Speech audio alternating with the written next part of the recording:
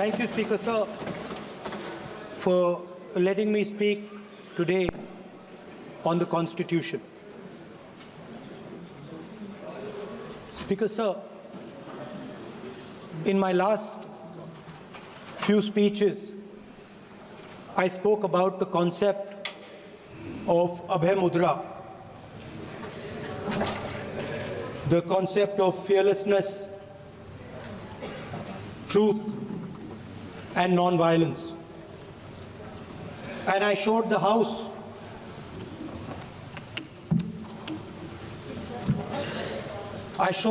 images of our different religions displaying this Abhay Mudra.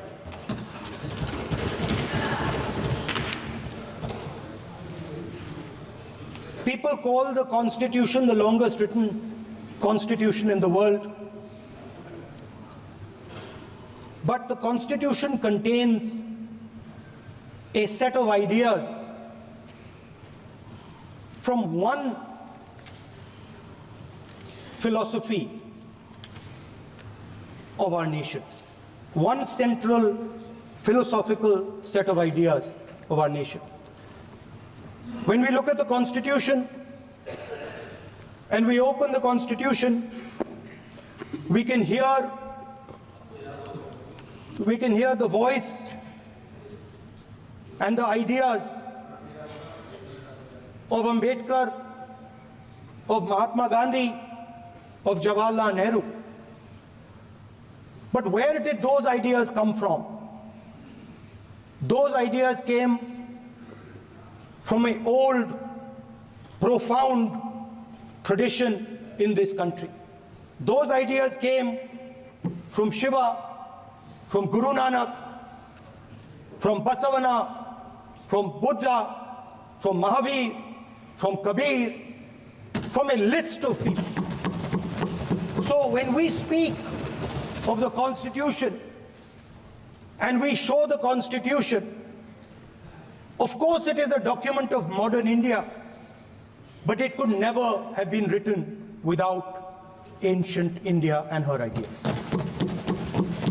So when we look at this Constitution, we remember this list of people, all different variations on the same idea. And in front of us stand the people who follow a very different philosophical tradition. And I want to start my speech by quoting what the supreme leader, not of the BJP, but of the modern interpretation of the ideas of the RSS has to say about the Constitution of India and about how he thinks India should be run. The worst thing about the Constitution, the worst thing about the Constitution of India is that there is nothing Indian about it. Manusmriti is that scripture which is most worshipable after Vedas for our Hindu nation, and from which our ancient times have become the basis of our culture, customs, thought, and practice.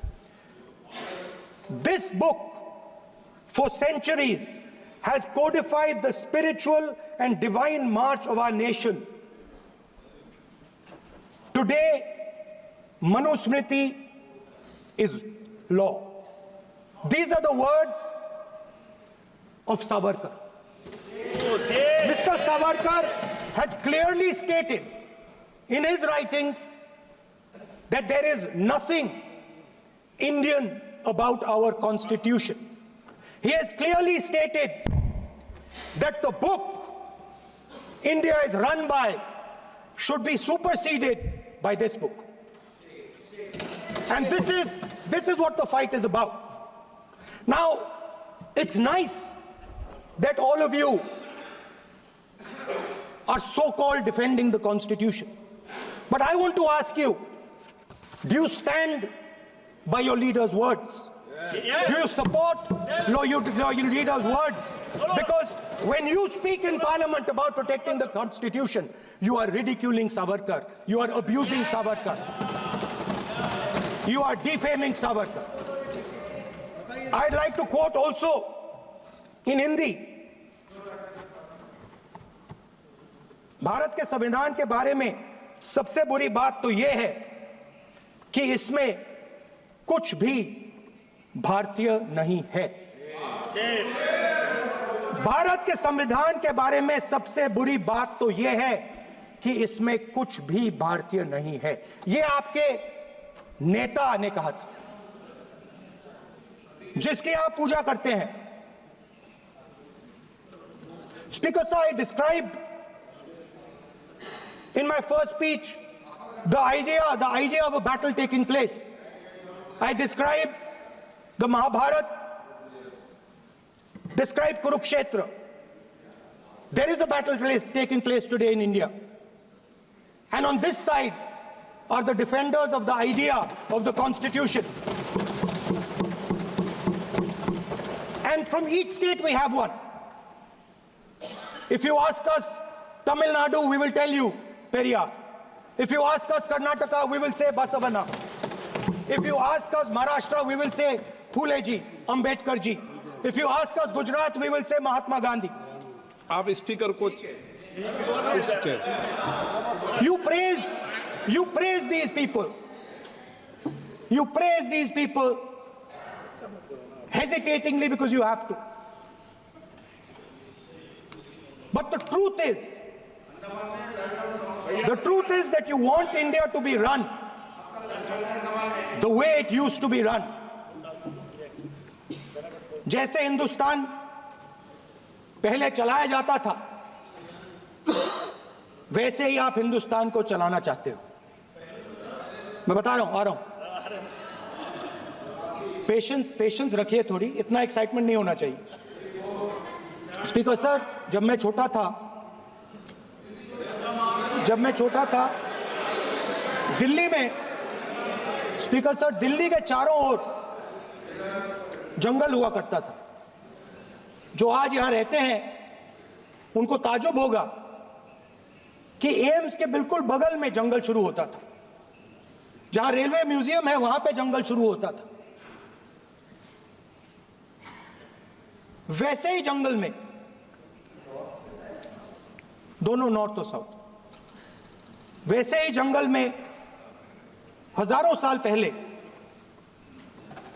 एक युवा, 6-7 साल का युवा, हर रोज सुबह उठ के 4 बजे उठ के एक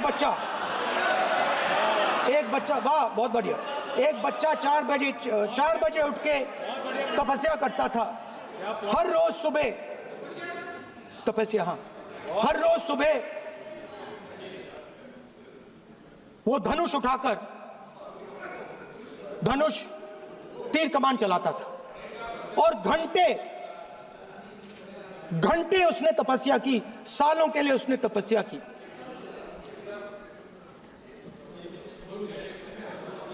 पास लोगों को पता लगने लगा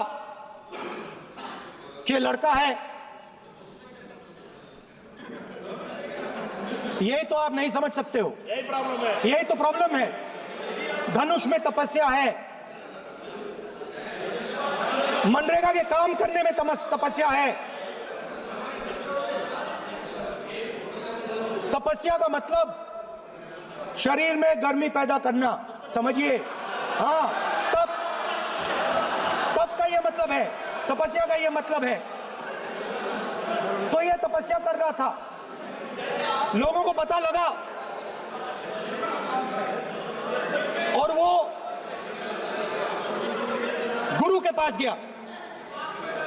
लड़के का नाम एकलव्य था और वो गुरु के पास गया और उसने कहा, गुरु द्रोणाचार्य जी, मैं सालों से धनुष चलाना सीख रहा हूं, मैंने अपनी पूरी शक्ति इसमें डाली है,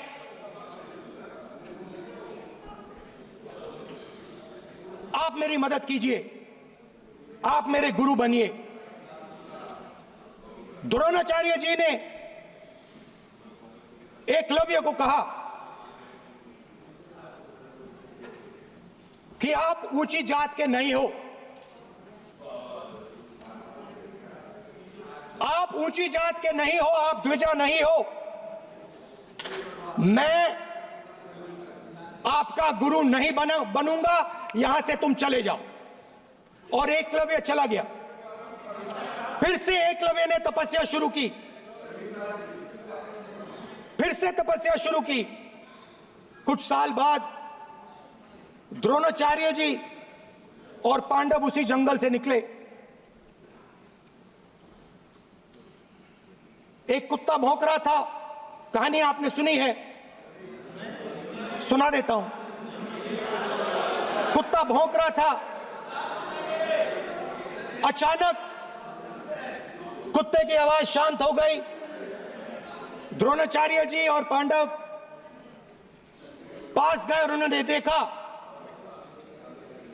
कि तीरों के जाल में कुत्ता फंसा हुआ था।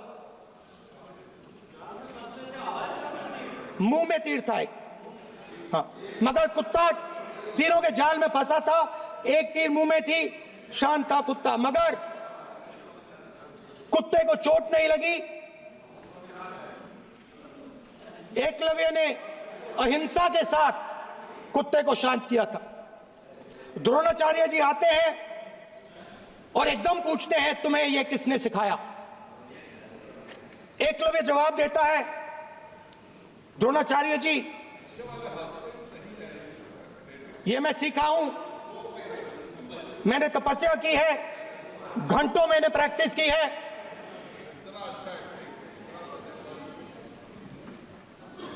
आपने मुझे गुरु बनने से मना किया था, तो मैंने एक मूर्ति,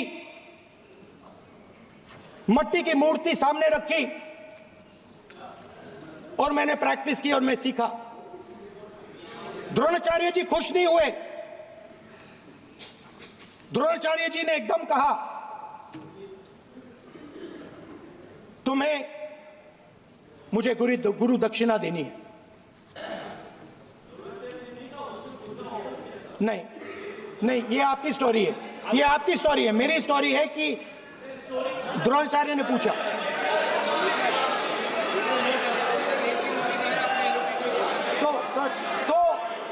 तो द्रोणाचार्य जी ने, Sir, the PM will not speak. You have to understand. If you are not giving order, Prime Minister has to speak.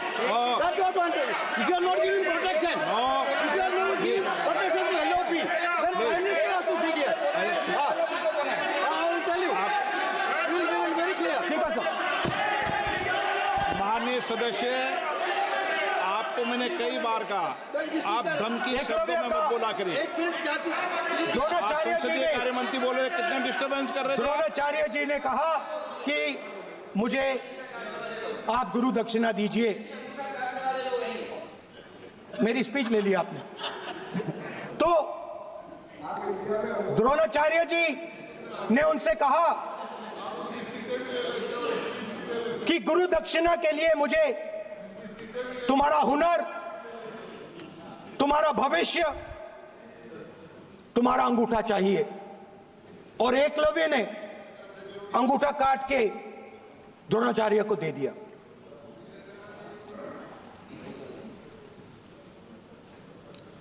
यह अभय मुद्रा है। इसमें कॉन्फिडेंस, स्ट्रेंथ, निडरता कहां से आती है? हुनर से आती है, इस अंगूठे से आती है। ये लोग इसके खिलाफ हैं।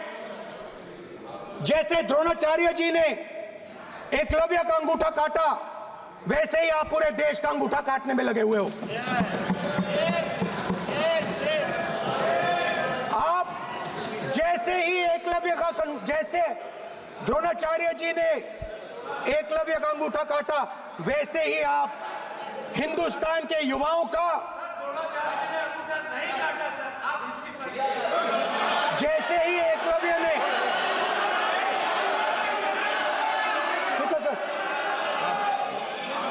जैसे जैसे एकलव्य का अंगूठा काटा गया, वैसे ही आप हिंदुस्तान के युवाओं का, सबका अंगूठा काटते हो। जब आप अदानी जी को धारावी देते हो, तो आप धारावी के जो एंटरप्रेन्योर्स हैं, जो स्मॉल एंड मीडियम बिजनेसेस हैं, उनका आप अंगूठा काटते हो। जब आप हिंदुस्तान के पोर्ट्स, एयरपोर्ट्स, डिफेंस इंडस्ट्री, ये सब जब आप अदानी को देते हो,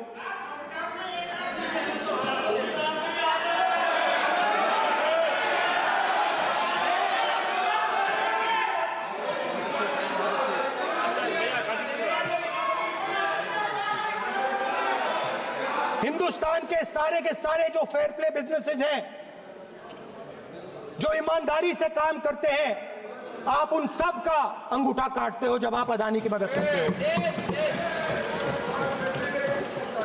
कॉन्स्टिट्यूशन में लैटरल एंट्री कर आप हिंदुस्तान के युवाओं का, पिछड़ों का, गरीबों का अंगूठा काटते हो।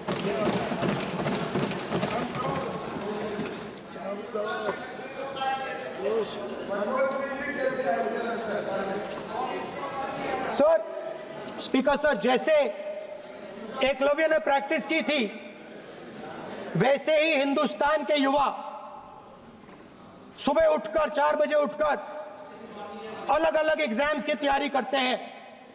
आपने देखा होगा, पहले हजारों युवा सुबह उठकर रनिंग करते थे, वेट ट्रेनिंग करते थे आर्मी में जाने के लिए। जब आपने अग्निवीर लागू किया, तो आपने उन युवाओं की उंगली काटी। जब आप पेपर लीक कराते हो, 70 बार आपने पेपर लीक करवाया है, तब आप हिंदुस्तान के युवाओं के का अंगूठा काटते हो।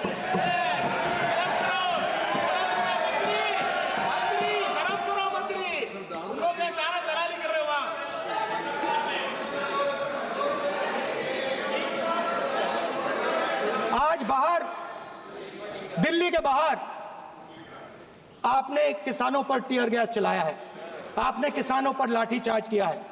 किसान आपसे एमएसपी मांगते हैं, सही दाम मांगते हैं, मगर आप अदानी को फायदा पहुंचाते हो, अंबानी को फायदा पहुंचाते हो और किसान का अंगूठा काटने का काम करते हो। देखिए इसको हम कहते हैं अभय मुद्रा, हम कहते हैं डरो मत, आप कहते हो हम आपका अंगूठा काट देंगे। ये फर्क है। एक तरफ कौन सर बोलिए। मेरे कहना है कि हम एक मिनट प्लीज बैठिए, आप बैठिए, प्लीज बैठिए, आप बैठिए। आज हम भारत के संविधान की 75 वर्ष की गौरवशाली यात्रा पर कर रहे हैं, और कल भाई ये चर्चा हुई थी कि हम संविधान की चर्चा करते समय उसकी उच्च कोटि की ये अपेक्षा है। आप स्पीकर सर, आप राष्ट्रपति भाषण नहीं है। कॉन्स्टिट्यूशन में कहीं नहीं लिखा है कि मोनोपोली होनी चाहिए। कॉन्स्टिट्यूशन में कहीं नहीं लिखा है कि पेपर लीक होना चाहिए। कॉन्स्टिट्यूशन में कहीं नहीं लिखा है कि अग्निवीर होना चाहिए। कॉन्स्टिट्यूशन में ये सब नहीं लिखा है, इसलिए मैं यहाँ रेस कर रहा हूँ। कॉन्स्टिट्यूशन में नहीं लिखा है कि हिंदुस्तान के युवाओं का अंगूठा काटना चाहिए, उनका जो हुनर है उनसे छीना जाना चाहिए।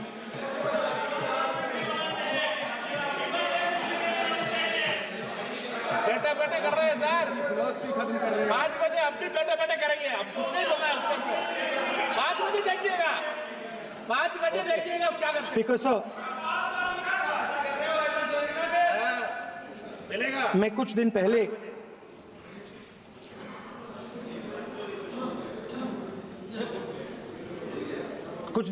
मैं हाथरस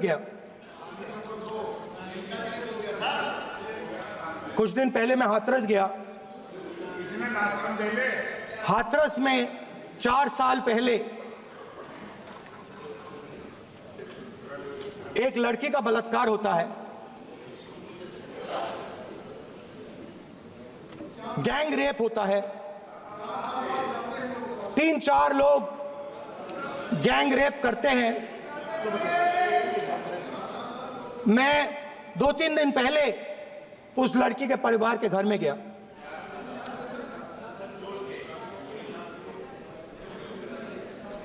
जिन्होंने गैंग रेप किया वो बाहर घूम रहे हैं और लड़की का परिवार अपने घर में बंद है। लड़की का परिवार बाहर नहीं जा सकता है। जो अपराधी हैं वो उनको रोज धमकाते हैं और वो बाहर घूमते हैं।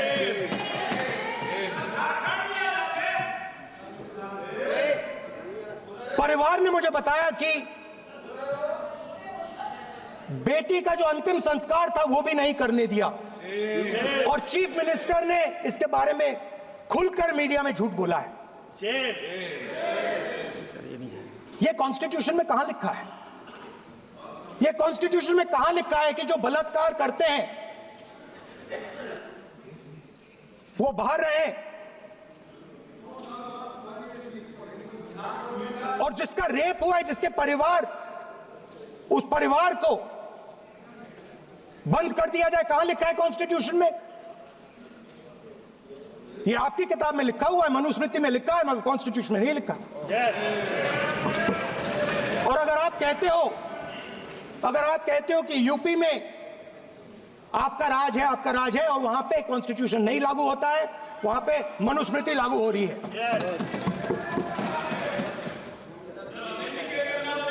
परिवार ने मुझे कहा कि यूपी की सरकार ने उन्हें वायदा किया था, कहा था कि हम आपका रिलोकेशन करेंगे, आपको कहीं और रहने की जमीन देंगे।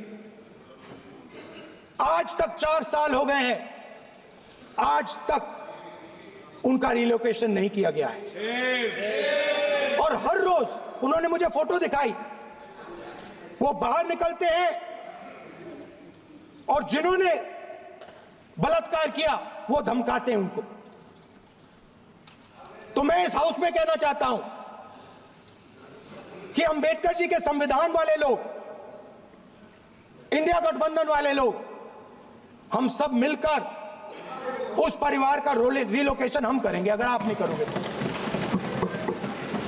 और हिंदुस्तान के हर गरीब व्यक्ति को हम ये कहना चाहते हैं, आपकी रक्षा कॉन्स्टिट्यूशन करता है और ये बीजेपी के लोग कॉन्स्टिट्यूशन पर 24 घंटा आक्रमण करते रहते हैं।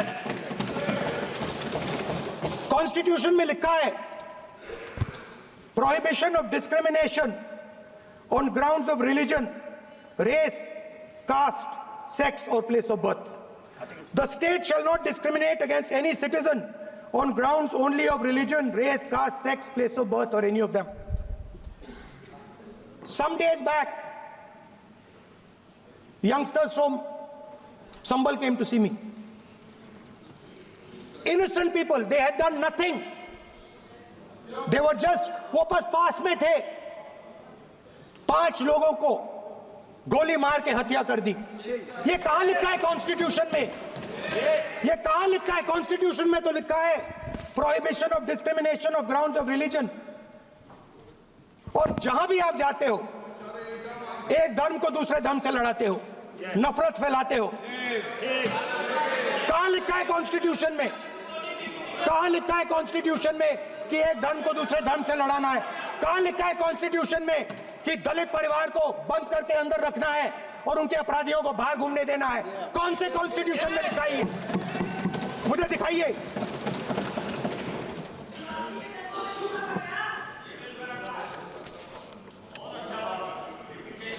स्पीकर सर, हमारी जो विचारधारा है, इंडिया गठबंधन की विचारधारा है, वो देश में कॉन्स्टिट्यूशन लाई है। हम सब मिलकर कॉन्स्टिट्यूशन की रक्षा करते हैं। अंबेडकर जी ने कहा था, if there is political equality but no social and economic equality, political equality will be destroyed।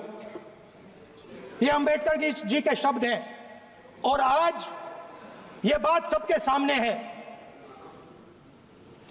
Political equality जो थी वो खत्म हो गई है। हिंदुस्तान के सारे इंस्टीट्यूशंस कैप्चर कर लिए गए हैं। सोशल इक्वालिटी नहीं रही, फाइनेंशियल इकोनॉमिक इक्वालिटी नहीं रही। इसीलिए हमारा अगला कदम जाति जनगणना होगा। हम देश को दिखाना चाहते हैं कि आपने किन लोगों का और कहां-कहां अंगूठा काटा है। हम दलितों को, आदिवासियों को, पिछड़ों को, किसानों को, मजदूरों को दिखाना चाहते हैं कि आपने किस किस का अंगूठा काटा है। इसलिए जो मैंने वायदा किया था, इसी हाउस में यहां हम कास्ट सेंसस लागू करेंगे और उसके बाद हिंदुस्तान में एक नए तरीके का विकास होगा, एक नई तरीके की राजनीति होगी। जो मैंने पहले कहा था, जो आपको अच्छा नहीं लगता है, 50% रिजर्वेशन, उस दीवार को हम यहां तोड़ेंगे। 50% रिजर्वेशन की दीवार और जाति जनगणना हम यहां करा के दिखाएंगे। आपको जो कहना है कर लो, कह लो। स्पीकर सर, बहुत बहुत धन्यवाद। अध्यक्ष जी सर, क्योंकि एक मिनट में बुलाता हूं।